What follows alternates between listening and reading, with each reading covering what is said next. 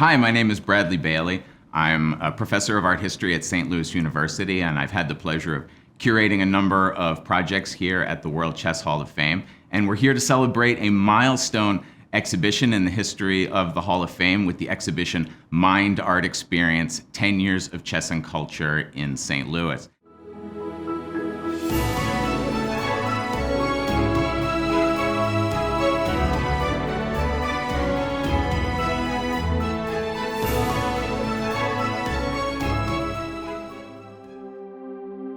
I'm here with my friends Francis Naumann and Tom Hackney. Francis Naumann, longtime scholar of art and chess, and Tom Hackney, the artist whose work appears in Mind Art Experience. And I'd like to ask Francis to talk about his connection to art and chess and how you became involved with the World Chess Hall of Fame. Well, it wasn't so much about art and chess in general. I was specifically interested in Duchamp and chess. And I'm almost embarrassed to say my interest started over 50 years ago because I was a student at the Art Institute of Chicago. And in 1970, I thought that I could develop a more precise understanding of Duchamp by analyzing his chess games. And that's how it all began. I started to try to gather them. It wasn't very easy. There was only one that I knew that had been published. But I knew that there must be others out there, so I wrote to Teenie Duchamp, to the artist's widow, to see if I could get copies of extant chess games, and she said they were all with Arturo Schwartz. So I started writing to him, but he refused to give them to me unless I paid. And I was just a student at the time, couldn't afford to pay anything. But through Teenie Duchamp, he eventually released 30 games to me. So I sat down and went through those games, thinking I could understand more about him in a way that no one else had tried to understand him before, but it was a sort of failure because I would work out the game and try to ask myself, what is it that he's doing unique as a player? And in the recorded games, at least, he wasn't doing anything except defending himself because he was playing far superior players to him, and that was the problem. Why is chess an important part of Marcel Duchamp's career as an artist?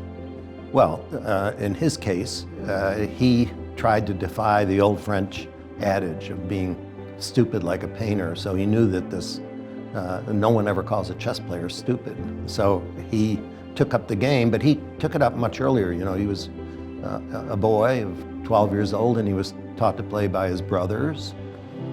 And he became an artist at around the same time, so it's not maybe coincidental that he selects this as an alternate career later on. But the reason that he did it is probably misunderstood generally by most people who study Duchamp, because they think he simply canceled his whole career as an artist in order to become a chess player. And it isn't entirely true.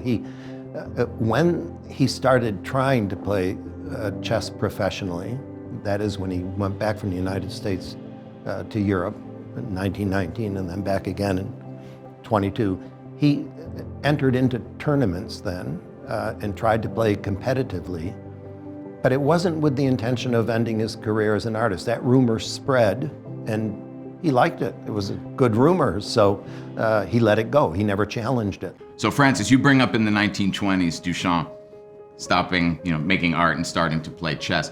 Tom, what's significant about that in terms of the career of an artist choosing to create this sort of illusion that he's no longer making art and he's now become a full-time professional chess player? What's significant about that to you? Well, for me, it poses a couple of questions. One being, can we consider his chess playing an art activity, firstly?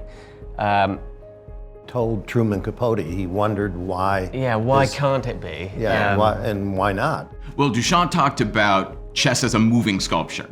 He saw the game, in a sense, as an aesthetic expression as well as the strategy that goes into the play of the game.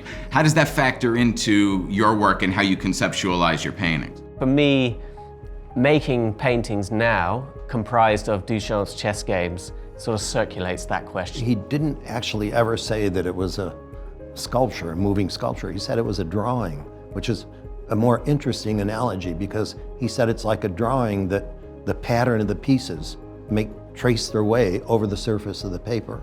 And it's a sort of even more interesting than that because a real chess game is a drawing that you're drawing out in your head.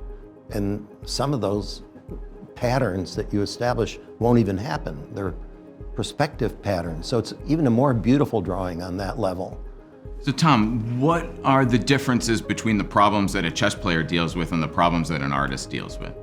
Well, I suppose with a chess game, you have it's a closed system with a certain outcome. With painting, I suppose, well, to make it specifically about painting, there's no such outcome, there's no really such closed system, but it's also an activity that holds the same kind of synthesis of hand, eye, and mind, which I think was something that Duchamp picked up on. And whereas it's said that he abandoned art for chess, I think perhaps it'd be interesting to look at it, did he not abandon painting for chess? Because when his chess career gets more serious in around kind of 1918, he'd just made his final painting. So did chess for him replace the activity of painting? That activity as moving paint around with your hand becomes moving chess pieces around with your hand. Now, you remember he said several times in interviews that he wanted to get away from the studio and the smell of turpentine. Well, there's no smell of turpentine when you're playing chess. And it had another added dimension that's rarely talked about, but back when he was playing chess, it also had no money. In fact, you mentioned the studio, and it's something I've always been conscious of in all the photos we have of Duchamp's various studios. There's always a chessboard, a chess set on the wall. In his studio, chess activity is happening in the same space as art activity. And what's the kind of interplay of that mode of thinking? Would you talk a little bit about the piece that's in Mind Art Experience and what the genesis of that particular piece is? There's a series of paintings that I've been working on since about 2009, which grew out of the records of Duchamp's chess games. And so my approach to this was, looking at Duchamp's chess as a material with which to make a painting or to kind of encode into a painting. For the conceptual reasons we've kind of talked about. So Tom, how does someone paint a chess match?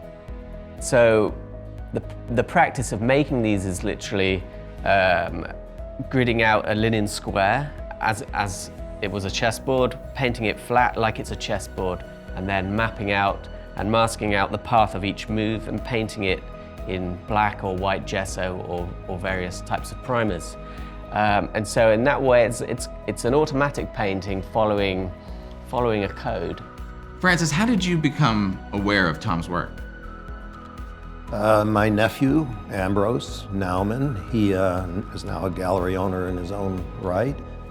He heard about it online and he just sent me one picture, and of course I flipped out because this was exactly what I had been looking for. And it sort of existed in a funny way in my head, but he made it physical. And I jumped at it and contacted him right away and offered a show because it was everything I wanted chess to be. He did what Duchamp complained about, that why isn't my art a chess game? Well, it is, and he's turned it into precisely that. Tom, what came first for you, art or chess? Chess, I think. Yeah. I learned as a kid, really got quite into it, but then I suppose perhaps when I was starting to make more drawings and get kind of interested in artistic activities, I got a bit mesmerized by chess. It was hard to play it without being sort of conscious of it aesthetically. What in particular in the Art Mind Experience are you attracted to? What do you think? Well, I love his paintings, but I'm biased, there's no question. But I also love Liliana. We watched just now the reenactment of it, or the video of it, and it's fascinating and wonderful to watch. What about you, Tom? I love the sets. I'd say Play It by Trust, of course, but also Tom Friedman's set. I think we were discussing which would be the harder set to play a good game on. And I think Tom Friedman's set would be fantastic to play a game on that. Thank you, Francis and Tom, for being here. It's great to have you back in St. Louis.